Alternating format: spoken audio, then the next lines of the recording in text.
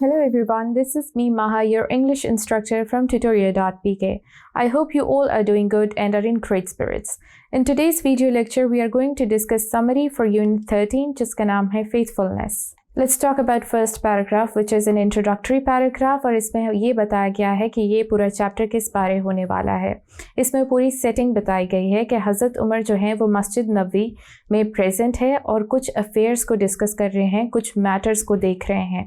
He is looking into some matters. इतने में क्या होता है कि दो आदमी जो हैं एक बहुत ही स्ट्रॉन्ग स्टर्डी यानी बड़े से मस्कुलर आदमी को पकड़ के लाते हैं और हज़रत उमर जो उस टाइम पे कैलिफ थे, खलीफा थे, उनके आगे पेश करते हैं और ये कहते हैं कि इस आदमी ने हमारे फादर को कत्ल किया है, उनका मर्डर किया है, तो इसलिए हमें जस्टिस चाहिए. Let's move on to second paragraph.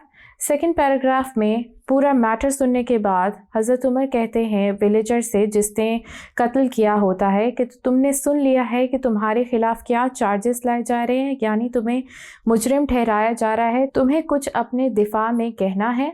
इस पे विलेजर कहता है कि मैं एक्सेप्ट करता हूँ मैंने ये जुर्म किया है, लेकिन मैं चाहता हूँ कि आप मेरी साइड की स्टोरी भी सुनें और मैं आपको पूरी एक्सप्लेनेशन देना चाहता हूँ कि मैंने ऐसा किया क्यों है.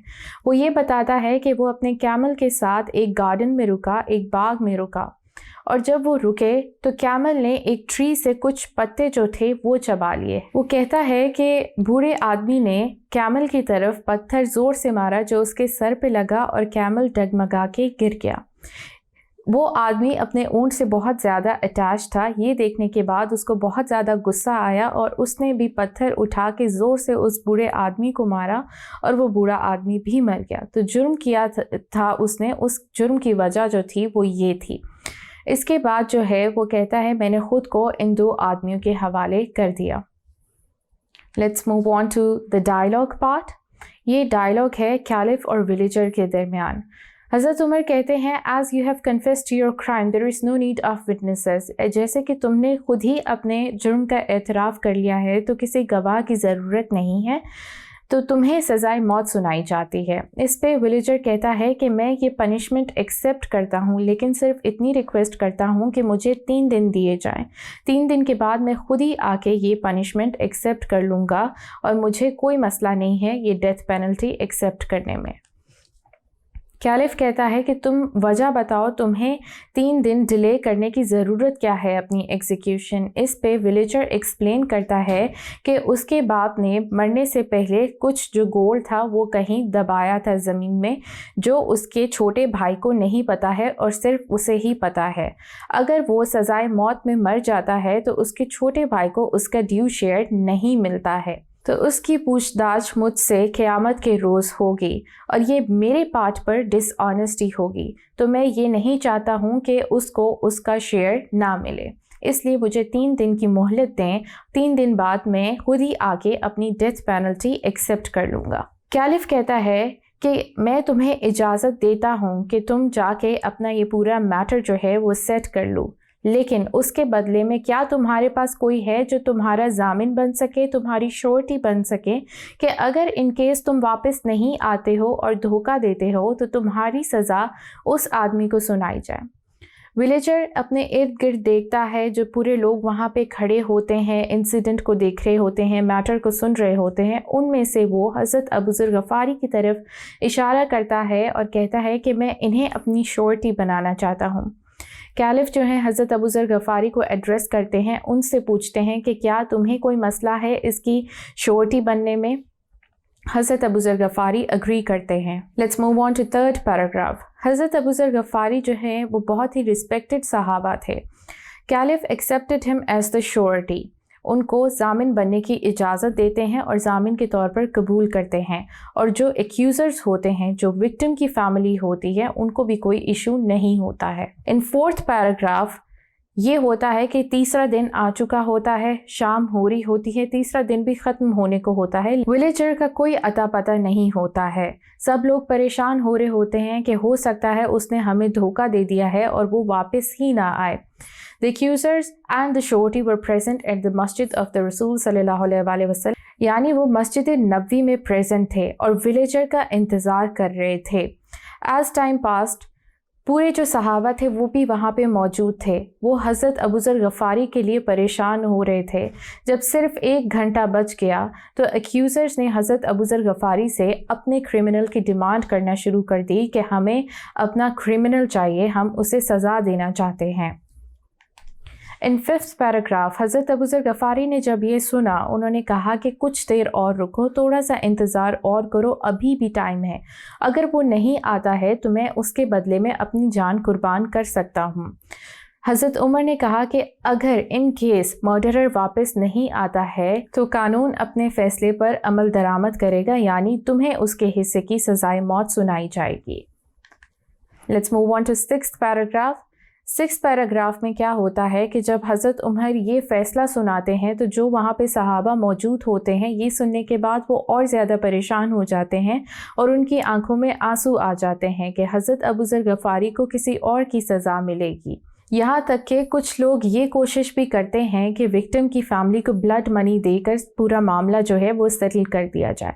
ब्लड मनी क्या होता है? खून बहा की रकम होती है, यानी आप कुछ मनी देते हो विक्टिम की फैमिली को जिनका लॉस हुआ होता है for the compensation of that loss. लेकिन जो विक्टिम की फैमिली है या जो एक्यूज़र्स हैं वो रिफ्यूज़ कर देते हैं और वो ये डिमांड करते हैं कि we want life for life, हमें जान के बदले जान चाहिए। Let's move on to 7th paragraph. 7th paragraph में क्या होता है कि जब पूरा कोर्ट जो है वो परेशान होता है कि 3 दिन का वादा किया है और विलेजर अभी तक नहीं आया है और सबको लग रहा होता है कि उसने सबको धोखा दे दिया, 3 दिन की मोहलत लेके वो भाग गया है।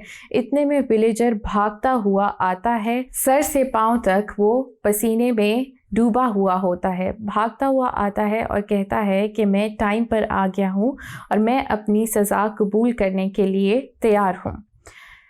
वो कैलिफ से कहता है, Allah be praised for his mercy, I was able to make my uncle trustee of gold, यानी वो अपने अंकल को लीगल गार्डियन बना के आता है गोल्ड का, ताकि जो गोल्ड के मैटर्स हैं वो अगर सज़ाए मौत में मर जाता है तो आगे उसके अंकल हैंडल कर सके।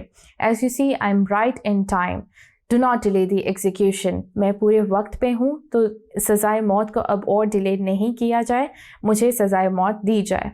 Let's move on to next paragraph. ये सुनने के बाद जो भी लोग वहाँ पे मौजूद होते हैं सब हैरान हुए और इम्प्रेस हुए कि ये जो मुजरिम है इतना ज़्यादा ईमानदार है।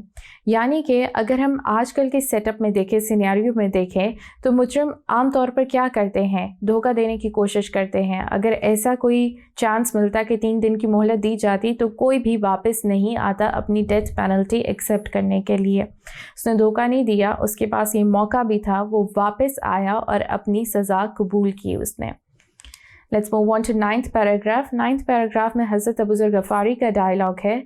हज़रत अबू ज़र गफ़ारी कहते हैं, कमांडर ऑफ द फेथफुल, ये आदमी मेरे लिए एक स्ट्रेंजर था, कम्प्लीटली अजनबी था, इसने मुझे पहले कभी नहीं देखा था, मैंने इसे कभी नहीं देखा था।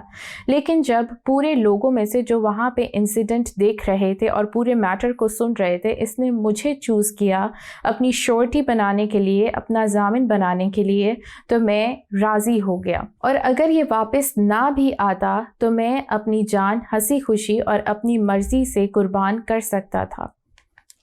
इस पे विलेजर कहता है कि सर, जब आप मेरी श्योरिटी बनने के लिए राज़ी हुए, हालांकि आप मेरे लिए एक कंप्लीट स्ट्रेंजर थे, मेरे लिए एक अजनबी थे, ऐसे में अगर मैं अपना वादा पूरा ना करता, टाइम पर ना आता और भाग जाता तो ये मेरी मर्दानगी, बहादुरी और सच्चाई के ख़िलाफ़ बात होती। ये सुनने के बाद एक्यूज़र्स जो हैं वो कहते हैं कि ओ कमांडर ऑफ फेथफुल, हम इसे माफ़ करते हैं, इसे बख्शते हैं और अपना जो इल्ज़ाम है वो वापस लेते हैं। आप इसे बख्श दो, माफ़ कर दो और अपनी सज़ा वापस ले लो and let him live. Paragraph 10 में ये दिखाया जाता है कि जो भी लोग वहाँ पे मौजूद होते हैं वो ये फ़ैसला सुनने के बाद बहुत खुश हो जाते हैं और हर जगह खुशी और तालियों की आवाज़ गूंजना शुरू हो जाती है, क्योंकि सारे लोग जो वहाँ पे मौजूद होते हैं वो नहीं चाहते कि इस इंसान को सज़ा मिले, क्योंकि वो एक बहुत ही ईमानदार और सच्चा इंसान होता है। कैलिफ भी जो है हज़रत उमर रज़ी अल्लाह ताला अन्हा, वो भी बहुत खुश होते हैं और उनका चेहरा खुशी से खिल उठता है। وہ کہتے ہیں ینگ مین ان کو کہا جا رہا ہے جو ایکیوزرز ہیں کہ جو بھی تمہارا لاس ہوا ہے اس کے بدلے میں تمہیں بلڈ منی دیا جائے گا پیپلز ٹریجری میں سے، یعنی گورنمنٹ کے فنڈ میں سے تمہیں خون بہا کی رقم ادا کر دی جائے گی، اور جو تم نے یہ عمل کیا ہے کہ جو کلپریٹ تھا، جو کرمنل تھا، اس کو معاف کر دیا، تو اس کا اجر تمہیں انشاءاللہ قیامت کے دن دیا جائے گا۔ Let's move on to last paragraph. اس پہ ایکیوزرز کہتے ہیں O commander of the faithful, ہم نے اسے معاف کیا، اسے بخشا، کیونکہ معاف کرنا ایک مقدس عمل ہے، ہم نے اسے سچے دل سے معاف کیا ہے، اس لیے ہم اس کے بدلے میں کوئی بلڈ منی ایکسیپٹ نہیں کرنا چاہتے، کوئی خون بہا کی رقم بھی ایکسیپٹ نہیں کرنا چاہتے۔ So with this we have come towards the end of our today's video lecture. I hope جو بھی آج ہم نے پڑھا وہ آپ کو کلیئرٹی کے ساتھ سمجھ آیا ہوگا۔ Inshallah we'll be meeting with some new topic in our next video. Till then take care. This is me Maha, your English instructor, signing out.